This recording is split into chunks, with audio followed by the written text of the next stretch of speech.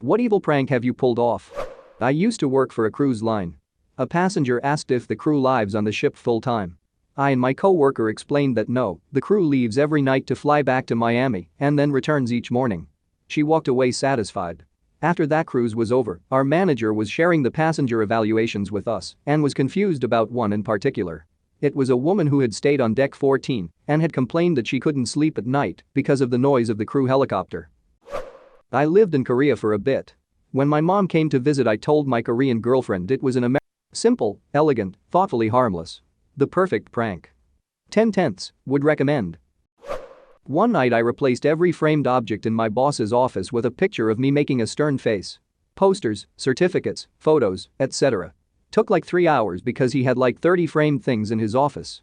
The next day I made sure I was out doing field work to make him sit with it most of the day. He had a lot of foot traffic to look at his office that day. I worked in an office that had 4 offices with shared partitions that had glass at the top. My neighbor wasn't the most observant person and kind of a dick, so I started printing random pictures like Nicolas Cage and setting them on my side of the office facing into his. He never noticed. It got to the point where everyone else in the office would check what photo I had set that week, but he never caught on. Over a decade ago I worked in the warehouse of a guitar center. We dealt with inventory, shipping and receiving. We had a dumpster behind the store in a shared parking lot that people would leave random things in, even though it was not a public dumpster. One day we found a broken beach chair in an open cardboard box. The box had a shipping label on it. It was left in such a way that it was easy to assume that the chair box combo was left by the same person. We packed the beach chair in another box and shipped it back to the customer. I wish I was there to see the person's face when they received their trash back via UPS. Haha.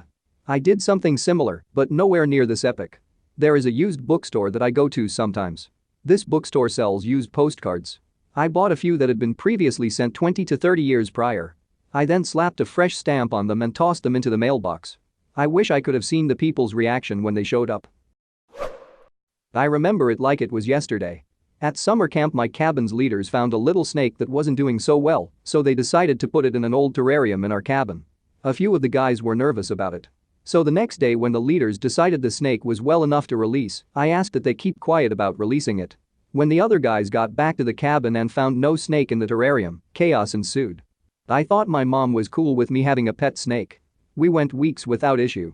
So one night I'm letting it lay on my stomach while I watch TV, and at some point he decided to drop down and check out underneath the couch. His name was Breakfast, kids are weird, and I say oh man. Breakfast is under the couch. My mom was sitting maybe 15 feet away in our little office space, and she jumps up on the desk chair and starts screaming about the loose snake. Breakfast wasn't allowed out for TV time much after that. Haha, my mom had the same reaction to my noodle. I told her before I went on a week vacation that I was buying a snake when I came home. True to my word, I showed up with a pet snake after the trip. My mom was okay with him, as long as she doesn't have to go near him. She would stand on the opposite side of the room until she realized ball pythons are literally the most docile snakes ever. I have gotten her to try and feed him a few times, with my dad's help. Apparently she speaks to him saying here noodles. Want a yummy mouse? I have mouse for you, noodless. I have also gotten her to hold his tail, but if he looks back at her it bets are off and she's back across the room lol.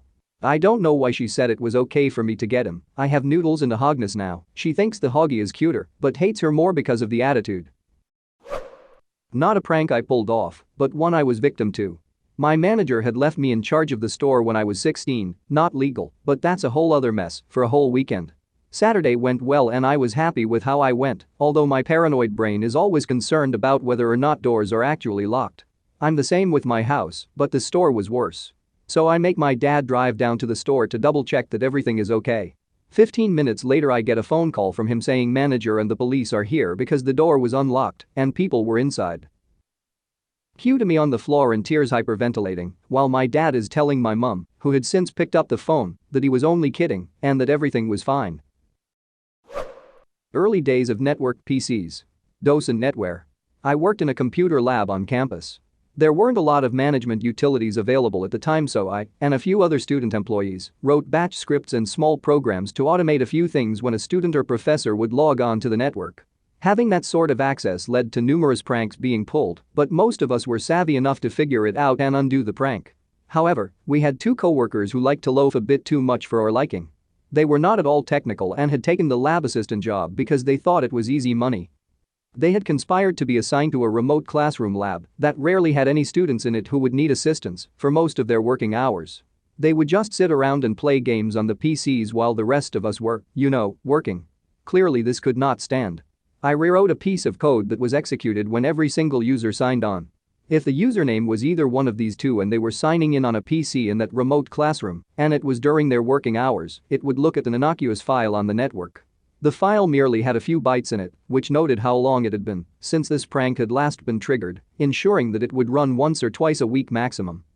If it did activate, it would launch a terminate and stay resident program which would wait a random time, between 5 to 15 minutes, and then drop an image of two dudes 69ing on the monitor for a few seconds and reboot the PC. Tested it. Put the compiled program in place and deleted the source. Much hilarity ensued for the next 2 semesters. Edit. Well, this seems to have struck a chord with more than a few. Here's an interesting bit that I did not share initially. This was the late 80s early 90s and decent online porn, much less gay porn, didn't really exist, think ASCII art. So where did I find this image to use? One day I and a few of the other student workers were playing around with a new disk utility that helped visualize where space was being used, an important thing in the days of 20 MB hard drives.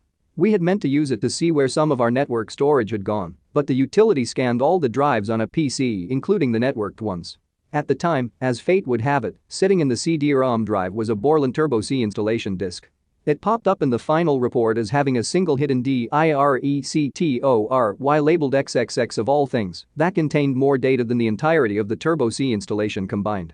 It was all porn and in high-resolution 640x 480 VGA glory to boot. A hidden folder containing nothing but pornography had somehow managed to be included on Borland's CD-ROM that had been purchased by thousands of businesses and educational institutions. My mum's laptop wallpaper was a picture of her granddaughter. I copied the picture 100 times and made her wallpaper a slideshow of the same picture over and over again, so the file would change, but nothing would change visibly on the monitor. The pictures would change every 10 seconds. On one of the images I painted a tiny little curly mustache on her. So randomly for 10 seconds my niece would have a mustache. My mum thought she was either losing her mind or had a computer virus, and every time the mustache popped up, it was gone by the time she tried to show anyone. One that was played on me. I took my SATs, college entrance exams, for those outside the US on April 1st. Should have known, right? But apparently, I'm not that smart. That night I went out with a group of friends, and when I got home my mom met me with a serious look on her face. She told me that the testing committee had called, that there had been an error, and all test papers from that day were lost. Everyone was being contacted to schedule a date to retake the exam. She totally sold it. Face, reactions, everything. I bought it hook, line, and sinker. And she let me believe it until lunchtime the next day. My mom is a diabolical person. Working in a hot factory, supervisor and job planner in this enclosed cubicle with a window AC unit in the middle of the shop, aka nice 68 in there, while we sweat our ass off in 95 to 110 F heat. Kinda hot and pissy and always flies around. I kept grabbing the flies alive, walking into the cubicle to ask a usually legit question or say I'm just cooling off and opening my hand behind my back. I put 14 of those fuckers in there in one shift. He never did catch on I was doing it, and the planner was pissed swatting around there were so many flies in there. Supervisor was cleaning out every crevice thinking some food is supporting life now somewhere. I used to work at a science tutoring center when I was in college and my gap year before professional school. One of the things we taught very often was anatomy.